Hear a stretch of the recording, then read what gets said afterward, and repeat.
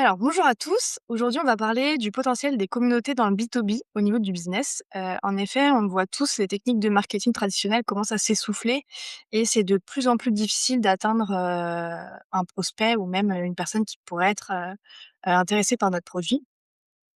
Et pourtant, on a une alternative qui existe, la communauté. Et c'est pour ça qu'aujourd'hui, on reçoit Déborah Orzec pour voir comment on peut exploiter ce levier. Bonjour Déborah, est-ce que tu peux te présenter s'il te plaît? Bonjour Kathleen, merci beaucoup pour ton invitation. Écoute, avec plaisir pour, me présenter et puis parler de communauté, pro, ensemble aujourd'hui parce que tu sais que j'adore, ce sujet. Donc moi, je suis dans le marketing depuis plus de 10 ans, et je me suis spécialisée au fil du temps, surtout dans la stratégie de contenu. Donc là, actuellement, je cherche du travail en CDI, pour un poste type, Head of Content. Et je suis active dans plusieurs communautés, donc ce qui fait que j'améliore de plus en plus, mes compétences sur ce domaine-là.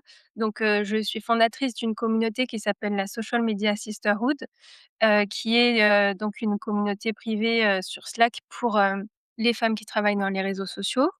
Je suis aussi co-admin d'une communauté qui s'appelle le Content Club, donc pour, toutes sortes de content managers, content, marketers et métiers assimilés. Et je suis aussi bénévole à l'association Fireside qui s'occupe, de d'atteindre la mixité pour les femmes dans la tech. Ça, c'est celle, dans lesquelles je suis en tout cas active, dans les coulisses. Après, je suis aussi membre d'autres communautés en tant que simple membre, consommatrice. Et plus récemment, j'ai été, employée chez Agorapulse, donc c'est un outil de gestion des réseaux sociaux. Donc voilà, j'espère, rester dans la tech, en marketing, pour, mon futur job et toujours continuer à travailler pour, ces communautés en tant que bénévole. Bah, merci beaucoup. Bon, on va rentrer dans le dur tout de suite. On va commencer par dissiper la confusion la plus Mmh. courante, entre avoir une audience et avoir une communauté. Parce que généralement, c'est le parallèle que font, beaucoup d'entreprises, alors que finalement, c'est pas si, similaire que ça. Ouais, et tu fais bien de commencer par là parce que c'est c'est vraiment important de faire la distinction. En fait, quand on parle d'une audience ou d'une cible, par exemple, c'est un terme qu'on utilise beaucoup en marketing. C'est plus, un terme qu'on utilise dans le marketing one to many ou éventuellement one to few, c'est-à-dire du marketing plus à sens unique où, on va essayer d'atteindre une cible. Donc toujours avec ce quand on dit atteindre, vraiment, c'est ce que ce verbe signifie, c'est aller dans un sens jusqu'à la cible et pas forcément, l'aller-retour. Donc que ce soit par des pubs, des posts sur les réseaux sociaux ou après bon, il y a des discussions en commentaire aussi qui font que parfois on a quand même un semblant de communauté. Mais bref, je vais pas citer tous les canaux marketing, mais c'est plus des communications à sens unique. Hem Et l'audience, elle a énormément de centres d'intérêt et elle est pas forcément, intéressée intensément par ta marque. Quand on parle d'une communauté, tu as quand même l'idée que, les gens sont rassemblés par quelque chose d'un peu plus fort. Et c'est des individus avec un esprit critique, avec des sentiments. Il y a tous ces aspects-là qui sont quand même plus forts, et ça peut être des personnes qui sont, intéressées par la marque de différentes manières. Ça peut être dans une communauté des brand lovers, c'est-à-dire des personnes qui sont déjà super fans de la marque et qui vont se fédérer vraiment autour des produits et des services de la marque, assez explicitement. Ou alors ça peut être aussi des membres d'un écosystème. Donc, par exemple, si tu prends l'écosystème, prenons la 1 communauté que j'ai citée, la Social Media Sisterhood. On est une communauté professionnelle, qui travaille dans toutes sortes de secteurs et on n'est pas forcément, centré sur une marque. Mais ça s'appelle aussi une communauté parce qu'on est lié par, cette, passion et ce travail, pour les réseaux sociaux. Donc vraiment ce qui définit au final une communauté, c'est vraiment de penser qu'on a affaire à des humains qui pensent par eux-mêmes et qui communiquent entre eux avec, c'est vraiment cette idée d'esprit critique sur les marques qui est assez fort et donc quand on essaye de travailler en community building en tant que marque, il faut vraiment avoir ça en tête. Il y a tout l'aspect, vraiment esprit critique, à avoir en tête, parce qu'on communique pas du tout de la même manière avec une communauté qu'avec une audience.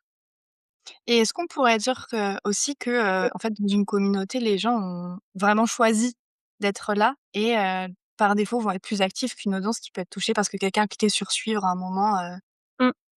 Oui, oui, bien sûr, les taux d'engagement, ils sont sans commune mesure. D'ailleurs aussi, on est parfois dans des communautés où on communique plus sur un temps long. On n'est pas toujours dans l'immédiateté, comme les réseaux sociaux et tu pas aussi forcément l'idée que, les posts vont disparaître ou que la communication va pas forcément te toucher au bon moment.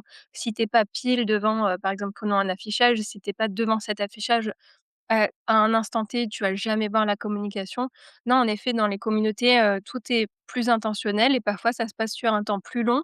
Mais en effet, l les gens sont là pour une raison, en général qui fait déjà un terreau hyper fertile pour tout ce qui va être, communiqué de la part des marques. Et pourquoi aujourd'hui, finalement, c'est important, en fait, pour les entreprises d'exploiter ce canal-là, plus qu'un autre? Ce qui fait que c'est important, c'est, je crois surtout une fatigue de la part des audiences pour parler des canaux marketing plus traditionnels. Il y a vraiment une fatigue importante, par rapport à la quantité et la qualité de ce qu'on nous sert, ces dernières années, ce qui s'intensifie, aussi avec l'avènement, de l'IA. Je te prends l'exemple de 2 canaux. Pour, l'email marketing, bah, on a de plus en plus de mails dans notre boîte mail avec parfois des sujets super, des propositions, des promos alléchantes, il y a pas de souci, mais c'est juste que ça s'accumule. On est de plus en plus stimulé par toutes sortes de choses. Plus on grandit dans la vie aussi, on accumule des expériences, plus on a des hobbies, des centres d'intérêt différents. Donc en fait, il y a tout ça qui se regroupe sur notre boîte mail.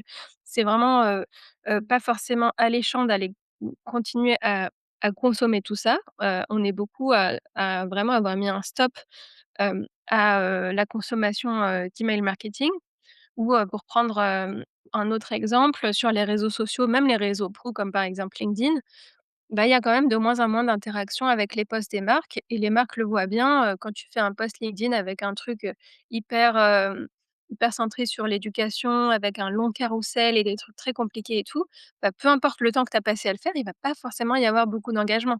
On voit beaucoup de posts avec un, deux, trois likes alors que c'est des pages, tu sais, qui ont, des dizaines de milliers, voire plus, d'abonnés ou des marques super connues. Mais juste, ça se passe quand même de moins en moins là.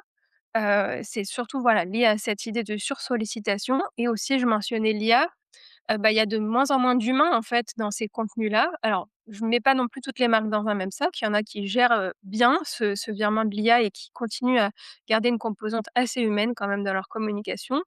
Mais potentiellement, voilà, on a plus de contenu, qui est complètement, déshumanisé sur tous les canaux marketing et donc quand on se tourne vers, la communication qui est plutôt privée dans des communautés, on trouve, cet aspect humain qu'on n'a pas ailleurs et puis, on a vachement plus confiance avec les personnes à qui on parle. Donc pour tout ce qui est recommandations de marque et cetera, bah, ça a un poids beaucoup plus fort. Donc étant donné que ça existe et que c'est en train de prendre énormément de poids depuis quelques années et ça continue, en 2026, bah, les marques ont tout intérêt, à y aller en fait et à vraiment revoir, leur stratégie marketing pour intégrer du community building. Et qu'est-ce qu'il faut avoir en tête avant de se lancer là-dedans? Parce qu'il y a plusieurs marques ou plusieurs entreprises qui ont testé et qui finalement lancent, un canal, Discord ou Slack qui n'est pas du tout animé. Donc qu'est-ce qu'il faut avoir comme prérequis avant de se lancer pour être sûr de, bah, finalement d'être actif dessus, quoi? Ouais, ouais, ouais, tu as raison de mentionner, ces communautés qui parfois sont lancées et fonctionnent, pas forcément. En fait, j'ai envie de te dire, il y a plusieurs manières de faire du community building. Déjà, il faut, peut-être un peu différencier ça. Moi, ce que j'appelle un peu les 3 niveaux du community building, quand tu fais du niveau 1, c'est pas la même chose que du niveau 3. Donc ce que j'appelle du niveau 1, c'est en fait tout simplement excuse-moi, c'est tout simplement Hem, commencer à participer à des communautés en tant que membre ou même en tant que marque, mais pas forcément avoir sa propre communauté et ce que j'appellerais le step 3, mais après je vais te détailler tout ça, ce serait, bah, d'avoir sa propre communauté en son nom propre avec tout un tas de canaux et cetera. Mais en fait, il faut pas forcément sauter direct à cette étape-là, et se dire qu'à partir de rien, on va créer une communauté, et qu'on va, mettre en place tout un tas d'outils ou même pas forcément bien les mettre en place et que là, waouh, ça va prendre la mayonnaise va prendre, tu sais? Et que tout le monde va parler tous les jours. Ça se passe pas forcément comme ça. Donc en fait, il faut plus le voir comme quelque chose de de graduel. Et je dirais qu'il y a quand même un terreau, c'est que, tu dois avoir identifié déjà des brand lovers. Il faut que tu les identifies quelque part et que tu trouves un moyen de les intégrer dans ton effort de community building et aussi, voilà, un intérêt commun pour quelque chose qui a un rapport avec la proposition de valeur de ta boîte, que ce soit heu, un produit ou un service. Voilà, faut qu'il y ait un petit peu ce terreau-là, faut qu'il y ait de l'intérêt, tu peux pas commencer si tu es une marque qui vend, heu, je sais pas, qui vend un produit, perdu au milieu de plein d'autres produits et tu sais même pas trop, vraiment la valeur, qui attache, l'audience. Bref, pour repartir du coup sur les différents, niveaux, le premier niveau, en fait, ce serait tout simplement de participer en tant que membre, mais de participer bien. Donc il faut jouer le jeu du community building. Et tu peux pas être, tout le temps en train de pousser ton truc, en train de dire, «Et au fait, si tu as besoin, nous, on vend ça». En fait, c'est très malvenu et souvent, si tu es, je sais pas, dans un groupe Facebook ou n'importe quelle, communauté, sur Slack, Discord ou ailleurs et que tu fais ça et que tu es pas présent par ailleurs, tu te fais tèche tout simplement. En fait, ça s'appelle du spam. Tu as même parfois des règles dans les communautés qui disent, «Interdit aux liens externes» ou «Interdit à l'autopromo», après autopromo à définir. Mais bref, il faut accepter de jouer le jeu, en fait. Et tu peux uniquement parler de ta marque s'il y a une conversation qui fait sens, si on te l'a demandé et s'il y a un vrai besoin de la personne d'être au courant de, ce que fait, ta marque. Là, tu peux t'y insérer. Donc en fait, il faut commencer par là et aussi beaucoup utiliser les communautés pour ta veille et grâce à tout ce que tu apprends, commencer à construire, des communications qui vont dans ce sens. C'est vraiment accepter de bien connaître, l'écosystème dans lequel tu évolues. Et après, pour te parler de l'étape 2 qui est intermédiaire, faut optimiser ton contenu pour que ce soit partagé, en interne. Donc, sur le dark social, ça veut dire, par exemple, des communautés, privées qui sont pas, visibles par le public ou, des messages en one to one et cetera. Donc par exemple, il faut que tu optimises, tes liens pour qu'ils soient pas trop longs, pour qu'ils soient plutôt explicites. Il faut que tu travailles sur le open graph, c'est-à-dire, par exemple, la petite image, qui apparaît que tu partages un lien sur WhatsApp ou autre. Et tout ça, il faut que ce soit assez explicite, assez clair et qu'on comprenne direct, ce que fait ta marque. Il faut avoir une bonne homepage aussi, on néglige souvent la homepage, mais il faut que tout soit assez clair, et que ça donne assez, envie de le consommer en tant qu'humain, en fait, tout simplement. Et même pour aller plus loin, il faut aussi te dire que c'est important de créer du contenu de qualité. Parce qu'en fait, dans les communautés privées, on parle énormément, ça bitch sur, telle marque a fait ça ou tel truc il était trop cher ou tel produit il était pas bon et en fait, il faut vraiment revoir de base, ta proposition de valeur et la qualité de ton marketing de contenu et même de tes produits et tes services, parce qu'en fait, ça parle énormément. Donc faut vraiment être irréprochable sur ce côté-là avant de passer au niveau 3, dont j'ai parlé tout à l'heure, c'est-à-dire, bah, là, du coup, créer ta communauté, choisir, la plateforme sur laquelle tu vas être, mettre au point des canaux, mettre au point des bonnes pratiques. Mais bon, là, je vais pas forcément faire un guide de comment ça marche, mais c'est juste pour t'expliquer qu'il faut pas forcément aller directement jusqu'à là. Il faut aussi déjà bien comprendre comment fonctionne le community building pour avoir du succès en tant que marque. Mmh. Et si tu devais, récapituler en 3-4 points potentiellement, comment communiquer efficacement avec sa communauté? Parce que du coup, on s'adresse pas de la même manière à une communauté qu'à une audience ou dans une newsletter ou Ouais, carrément. Bah, déjà, il faut communiquer en son nom propre, tu vois? Je pense qu'il faut vraiment, dire qui est responsable de la communauté dans la marque ou qui sont les personnes en charge de la communauté. Donc ça peut être, par exemple, Déborah de la Social Media Sisterhood. Bon, c'est un mauvais exemple parce que c'est pas une marque, la Social Media Sisterhood, mais imaginons Alice de HubSpot, je sais pas. Donc je pense qu'il faut parler en son nom propre. Il faut être clair sur qui tu es et que tu es, l'employé en charge de ça dans cette marque, c'est important. Et si vous êtes plusieurs personnes, ce qui est vraiment intéressant aussi, c'est d'avoir chacun son rôle. Donc par exemple, il y a une personne qui va, avoir à sa charge, les événements physiques, parce que là, on n'en a pas trop parlé encore, mais il y a aussi parfois des événements physiques, dans le community building. Il y a une personne qui va être en charge, du Slack ou du WhatsApp ou autre, ou alors de certains canaux en particulier, une personne qui est en charge des présentations.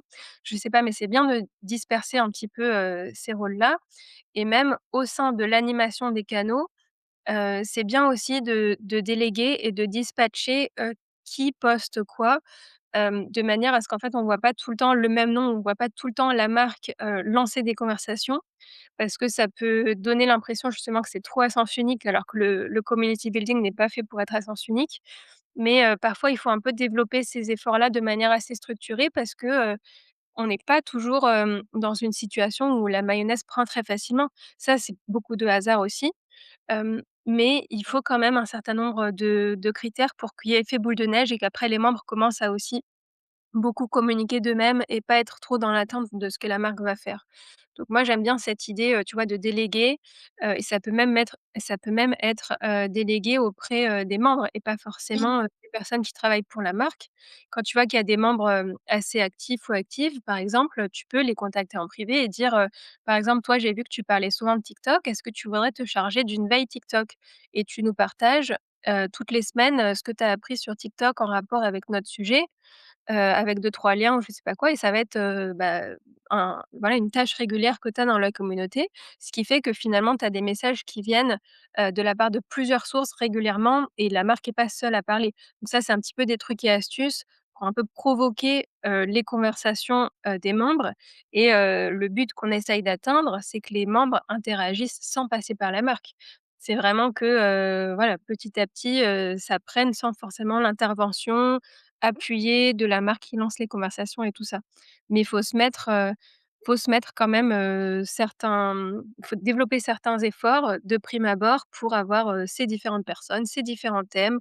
On peut même aller jusqu'à faire un calendrier de contenu où voilà, on va poster sur des sujets particuliers à fréquence régulière, ce qui encourage les membres à revenir régulièrement.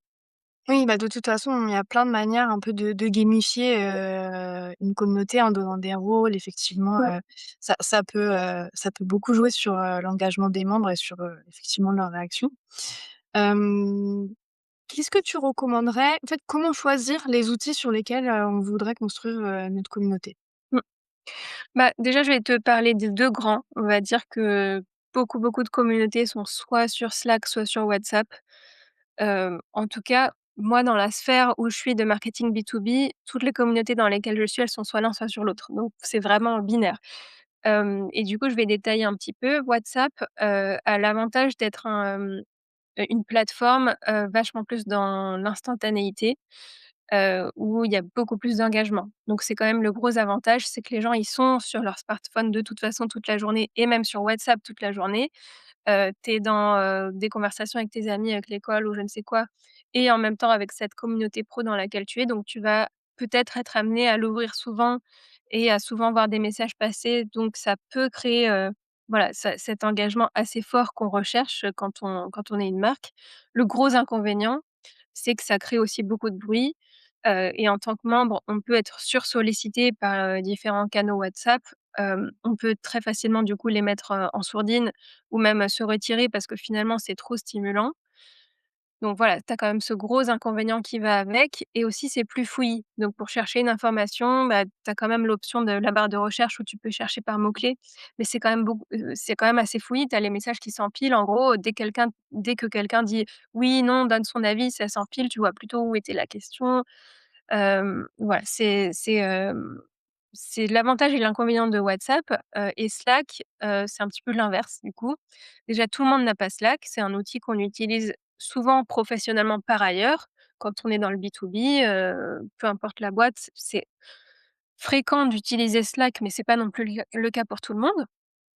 Déjà tu te prives de tout un tas de membres qui vont pas avoir envie, de se mettre à utiliser, Slack ou qui vont juste pas réussir à le faire rentrer dans leur routine. C'est vraiment l'inconvénient majeur, ça donne des engagements quand même plutôt bas sur Slack par rapport à WhatsApp. Hem, mais le gros avantage, c'est que, c'est vraiment mieux organisé. Tu as des canaux alors sur WhatsApp aussi, on peut faire des canaux, mais sur chaque canal, il y a pas mal de fonctionnalités pour épingler, mettre des marque-pages, toutes sortes de choses. Et tu as surtout cette fonctionnalité de threads qui fait que quand tu postes une chose sur Slack, les gens peuvent répondre, aussi loin que possible dans ce thread et en fait, la discussion elle est pas du tout polluée, elle est hyper bien organisée. Tu vois un sujet, tu ouvres et tu as toutes les réponses et ensuite un autre sujet. Voilà, je trouve que c'est vraiment ça l'avantage, c'est que c'est super bien organisé À voir pour le coût, parce que du coup Slack, c'est assez cher. C'est vraiment une chose à avoir en tête.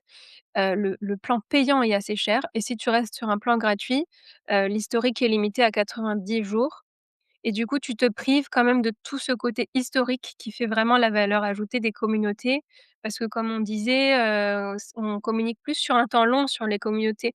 Donc par exemple, si on on pose une question pour une recommandation, 4 mois plus tôt, bah, la réponse pourrait être toujours correcte, 4 mois plus tard, mais elle a disparu si tu es sur un plan Slack gratuit. Donc c'est ça vraiment le gros inconvénient. Donc c'était pour parler des 2 canaux principaux. Voilà, à prendre en considération ces critères-là. Après, il y a Discord qui est aussi, assez utilisé et il y en a encore vraiment beaucoup d'autres. Donc je vais pas tous les citer maintenant parce que, voilà, chacun ont leurs avantages et leurs inconvénients. Donc en dehors de Slack ou WhatsApp, il y a aussi beaucoup d'autres, outils qui existent, qu'on peut trouver facilement avec une recherche Google ou ChatGPT en cherchant par exemple, «outils de community building». C'est un peu ça le terme officiel et vous verrez qu'il en existe plein, hem, qui ont les avantages, bah, d'être vraiment faits pour le community building, mais qui ont le gros inconvénient d'être probablement pas du tout utilisés, par votre communauté en dehors de votre effort, de community building. Donc faudra vraiment considérer que, faut avoir une stratégie spéciale, ou une communauté spéciale qui va vraiment avoir envie de se connecter coûte que coûte. Et je sais plus si on a mentionné Discord, c'est, on va dire le troisième outil le plus utilisé.